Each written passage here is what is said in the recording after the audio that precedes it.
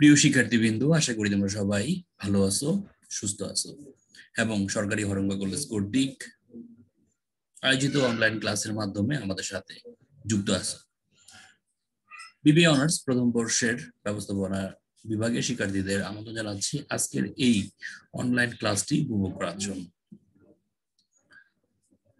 আজকের এই ক্লাসের মূল আলোচনার বিষয় সেটি হচ্ছে ব্যবস্থাপনা বিভাগের প্রথম বর্ষের হিসাব বিজ্ঞানের নীতিমালা যে কোর্স রয়েছে সেই কোর্সের একটি অধ্যায় সমন্বয় জাবেদা নিয়ে আলোচনা করা হবে। ইতিমধ্যে সমন্বয় জাবেদা নিয়ে আলোচনা করা হয়েছে, তারই ধারাবাহিকতায় আজকে আমরা সমন্বয় জাবেদার কিছু সমস্যা নিয়ে আলোচনা করব এবং এই ক্লাসটি তোমাদের মাঝে উপস্থাপন করতে যাচ্ছি আমি মোহাম্মদ মামুনুর রশিদ, প্রভাষক ব্যবস্থাপনা, সরকারি হরঙ্গা কলেজ, মুন্সিগঞ্জ। একটা প্রবলেম দেখবো এবং সেই প্রবলেমটি নিয়ে আলোচনা করা হবে।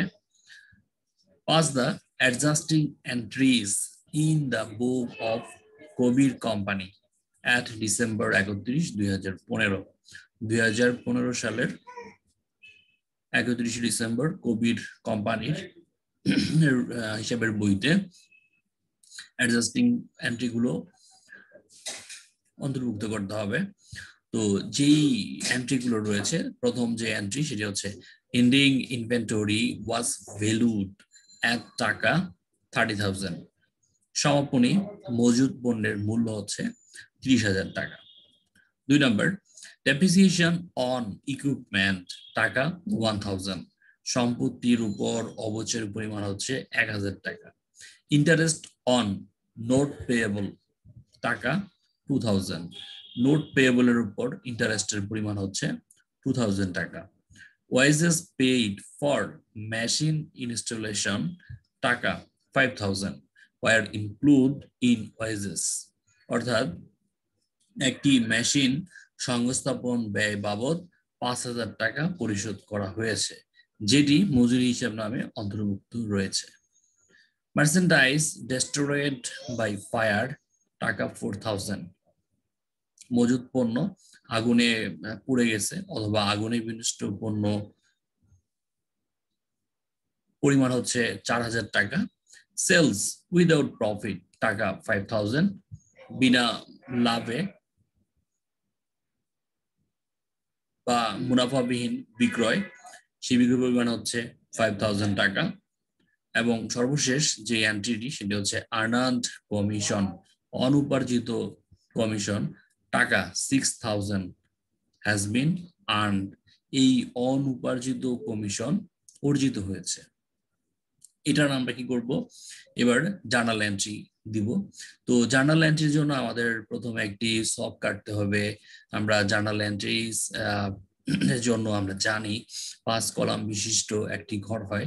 সেই ঘরের প্রথম যেটি থাকে সেটি হচ্ছে তারিখ, তারপর হচ্ছে অ্যাকাউন্ট টাইটেল অথবা পার্টিকুলার্স অথবা এক্সপ্লেনেশন, এরপর হচ্ছে রেফারেন্স, তারপর হচ্ছে ডেবিট টাকা, এরপর হচ্ছে ক্রেডিট টাকা।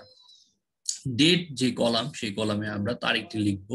সচরাচর এটি হচ্ছে আমাদের যেই হিসাব করা হয় সেই হিসাবটির শেষ তারিখ, অর্থাৎ এখানে আমাদের 2015 সালের ডিসেম্বর 31 রয়েছে, সুতরাং আমরা এই ডেটের কলামে লিখব 2015 ডেট 31। আর যেই হিসাবগুলো রয়েছে তার যেই ক্রমিক নাম্বার, সেই ক্রমিক নাম্বারগুলো আমরা ভিতরে লিখব। অনেকে এই জায়গায় ক্রমিক নাম্বারটা দিয়ে থাকে, মূলত এই জায়গায় ডেট হবে, এখানে কোনো ক্রমিক নাম্বার হবে না। তো প্রথম যে জার্নালটি ছিল সেই জার্নালটি আমরা একটু দেখে নেই। এন্ডিং ইনভেন্টরি ওয়াজ ভ্যালুড এট টাকা 30,000 টাকা। অর্থাৎ সমাপনী মজুদ পণ্যের পরিমাণ হচ্ছে 30,000। এই ক্ষেত্রে আমাদের জার্নাল যেটি হয় সেটি হচ্ছে ক্লোজিং ইনভেন্টরি বা ইনভেন্টরি অ্যাকাউন্ট ডেবিট, আর হচ্ছে পারচেজ ক্রেডিট। কত টাকা? 30,000 টাকা। আমরা ডেবিটেও 30,000 টাকা লিখবো, ক্রেডিটেও 30,000 টাকা লিখবো। সেকেন্ড যেই এন্ট্রিটি ছিল সেটি হচ্ছে তার ডেপ্রিসিয়েশন অন ইকুইপমেন্ট টাকা 1,000। ইকুইপমেন্টের উপর ডেপ্রিসিয়েশনের পরিমাণ হচ্ছে 1,000 টাকা। তাহলে জার্নাল করলে যেই এন্ট্রি আসবে সেটি হচ্ছে ডেপ্রিসিয়েশন এক্সপেন্স ডেবিট আর একুমুলেটেড ডেপ্রিসিয়েশন ক্রেডিট টাকার পরিমাণ হচ্ছে 1000 টাকা, আমরা 1000 টাকা ডেবিট করে লিখবো, আবার সমপরিমাণ টাকা ক্রেডিট করে লিখবো। এবার হচ্ছে আমাদের 3 নাম্বার যেই এন্ট্রি সেটি একটু খেয়াল করি। ইন্টারেস্ট অন নোটস পেয়েবল, টাকা হচ্ছে 2000 টাকা, তাহলে এই 2000 টাকার উপর ইন্টারেস্ট জার্নাল করে যেটি আসবে ইন্টারেস্ট এক্সপেন্স ডেবিট আর ইন্টারেস্ট পেয়েবল ক্রেডিট। টাকার পরিমাণ 2000 আমরা লিখলাম।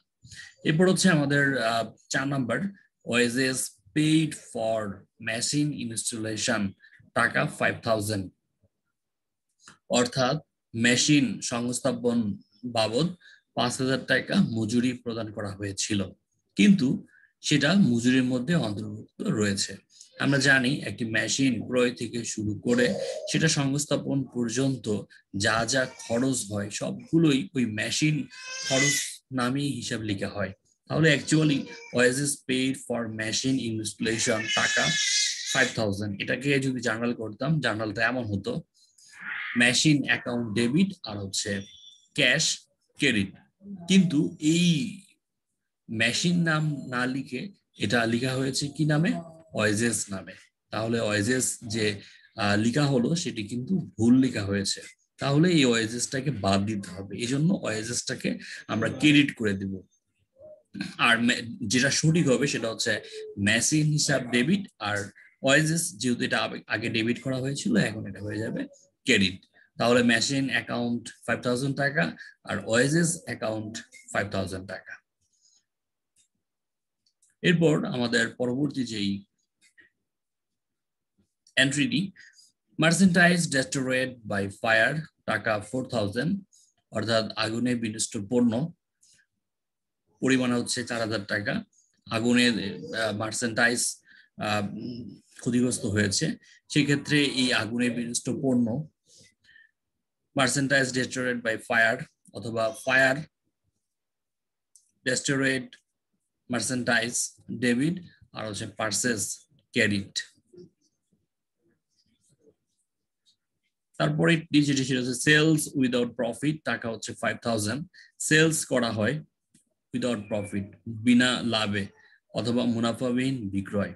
যদি আমরা বিক্রি করে থাকি সেক্ষেত্রে আমাদের জার্নালটার ক্ষেত্রে কিন্তু সেলস ক্রেডিট হতো, আর ডেবিট হতো ক্যাশ অথবা যেভাবে বিক্রি করে থাকি সেইভাবে। যদি ক্যাশে বিক্রি করে থাকি তাহলে ক্যাশ ডেবিট সেলস ক্রেডিট, যদি বাকিতে বিক্রি করে থাকি তাহলে account receivable debit sales credit.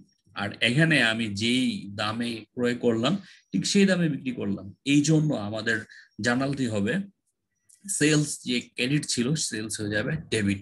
তাহলে সেলস হিসাব ডেবিট আর হচ্ছে পারচেজ ক্রেডিট। টাকার পরিমাণ 5000, ডেবিট দিকে 5000, ক্রেডিট দিকেও সম পরিমাণ 5000 টাকা লিখব।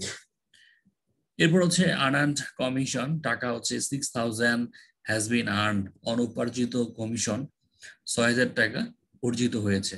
যদি কোনো অনুপার্জিত আয় অথবা বকেয়া আয় অথবা অনাদায়ী আয় আয়ের রূপান্তর হয় সেক্ষেত্রে আমাদের যেই অনুপার্জিত আয় ক্রেডিট ছিল সেটা হয়ে যাবে ডেবিট। তাহলে আর্নড কমিশন রেভিনিউ এটি ছিল ডেবিট, সরি ক্রেডিট ছিল, এখন এটি হ্রাস পেয়ে এখন হয়ে যাবে debit. Earned commission revenue debit আর হচ্ছে কমিশন রেভিনিউ ক্রেডিট। তো পরীক্ষায় এমন যদি প্রবলেম আসে আশা করি তোমরা সেই প্রবলেমগুলো খুব সহজেই সমাধান করতে পারবে। শিক্ষার্থীবৃন্দু, তোমরা বাসায় থেকে অবশ্যই বইয়ের যে প্রবলেমগুলো রয়েছে সেই প্রবলেমগুলো দেখবে এবং সমাধান করবে। যদি বুঝতে গিয়ে কোথাও সমস্যা হয়ে থাকে তাহলে অবশ্যই সেটা আমাদের সাথে শেয়ার করবে। বাড়িতে বসে থেকে শুধু সময় নষ্ট না করে পড়াশোনা করে অথবা সমস্যা সমাধান করে তোমরা সময়গুলো কাটাতে পারো। আশা করি তোমরা এই প্রবলেমটি বুঝতে পেরেছো এবং এই প্রবলেমের সাথে সামঞ্জস্যপূর্ণ যে প্রবলেমগুলো রয়েছে তোমরা সেই প্রবলেমগুলো দেখবে এবং বোঝার চেষ্টা করবে, আর না পারলে আমাদের সাথে যোগাযোগ করবে। তো সেই পর্যন্ত আগামী ক্লাসে আমাদের আবারও দেখা হবে। সেই পর্যন্ত সবাই ভালো থাকবে, সুস্থ থাকবে। পরবর্তী ক্লাস দেখার আহ্বান জানিয়ে আজকের ক্লাস এখানে শেষ করছি। সবাইকে ধন্যবাদ।